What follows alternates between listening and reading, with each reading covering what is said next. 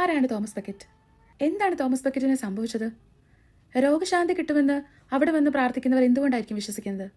Yes, arch bishop of Canterbury ആയിരുന്നു Thomas bucket. ആദ്യകാലത്ത് അദ്ദേഹം രാജാവായ ഹെൻറി രണ്ടാമന്റെ ഏറ്റവും അടുത്ത സുഹൃത്തും വിശ്വസ്ത ഉപദേഷ്ടാവുമായിരുന്നു. പിന്നീട് രാജാവ് അദ്ദേഹത്തെ ആർച്ച് ബിഷപ്പാക്കി. എന്നാൽ ആർച്ച് ബിഷപ്പ് ആയതിനു ശേഷം ബക്കറ്റ് സഭയുടെ അവകാശങ്ങൾ സംരക്ഷിക്കാൻ തുടങ്ങി. രാജാവ് സഭയുടെ കാര്യങ്ങളിൽ ഇടപെടുന്നത് അദ്ദേഹം ശക്തമായിട്ട് എതിർത്തു. ഇതോടെ രാജാവും ബക്കറ്റും തമ്മിൽ വലിയ തർക്കമുണ്ടായി. പിന്നീട് എന്താണ് സംഭവിച്ചത്? 1270 രാജാവിന്റെ കോപം മൂലം 4 സൈനികർ കാന്റർബറി കത്തീഡ്രലിൽ കയറി ദേവാലയത്തിനുള്ളിൽ പ്രാർത്ഥിച്ചുകൊണ്ടിരുന്ന തോമസ് ബക്കറ്റിനെ വാളുകൊണ്ട് കൊലപ്പെടുത്തി. ഒരു വിശുദ്ധ ആരാധനാലയത്തിനുള്ളിൽ ഒരു ആർച്ച് ബിഷപ്പ് കൊല്ലപ്പെട്ട സംഭവം യൂറോപ്പിനെ മുഴുവൻ ഞെട്ടിച്ചു. അതിനുശേഷം തോമസ് ബക്കറ്റിനെ വിശുദ്ധനായിട്ട് പ്രഖ്യാപിച്ചു. അദ്ദേഹത്തെ ആദരിക്കാനും ഈ ചരിത്രം നേരി കാണാനും നൂറ്റാണ്ടുകളിലായിട്ട് ലോകത്തിന്റെ പല ഭാഗങ്ങളിൽ നിന്നുള്ള തീർത്ഥാടകർ ഇവിടെ എത്തിക്കൊണ്ടേയിരുന്നു. ചരിത്രവും വിശ്വാസവും അതുല്യമായ വാസ്തുവിദ്യയും ഒരുമിച്ച് ചേരുന്ന ഒരു അത്ഭുത സ്ഥലമാണ് കാന്റർബറി കത്തീഡ്രൽ. ഇംഗ്ലണ്ടിലേക്ക് യാത്ര ചെയ്യുന്നവർക്ക് ഒരിക്കലെങ്കിലും കണ്ടിരിക്കേണ്ട സ്ഥലങ്ങളിൽ ഒന്നാണിത്.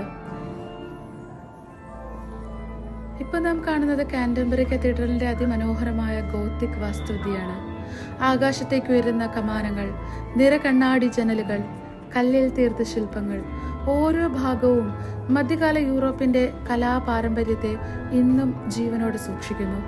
ഇവിടെ കയറുമ്പോൾ ഒരു കെട്ടിടത്തിന്റെ ഉള്ളിലല്ല, നൂറ്റാണ്ടുകൾ പഴക്കമുള്ള ചരിത്രത്തിലേക്കാണ് നമ്മൾ നടക്കുന്നത്. നിങ്ങൾ ഈ ബിൽഡിംഗ് ഒന്ന് നോക്കിക്കേ. മേൽക്കൂരയിൽ ചിലന്തി വല പോലെ അല്ലെങ്കിൽ പൂവിന്റെ ഇതളുകൾ പോലെ കാണുന്ന കൽവരകൾ ശ്രദ്ധിച്ചോ? ഇവയെ റിപ്ഡ് വോൾഡ് എന്നാണ് വിളിക്കുന്നത്. ഭാരം തുല്യമായി വിതരണം ചെയ്യാൻ ഇത് സഹായിക്കും. അതിനാൽ വളരെ വിശാലമായ ഹാളുകൾ കുറഞ്ഞ ഇടത്തൂണുകളോടുകൂടി നിർമ്മിക്കാൻ സാധിച്ചു. ഇനി നമുക്ക് ഗാർഗോയിഡ്സ് കാണാം. പുറം ഭിത്തികളിൽ വിചിത്രമായ മുഖങ്ങളുള്ള കൽ ശില്പങ്ങൾ കാണാൻ സാധിക്കും. ഇവയെ ഗാർഗോയിൽസ് എന്ന് വിളിക്കുന്നു.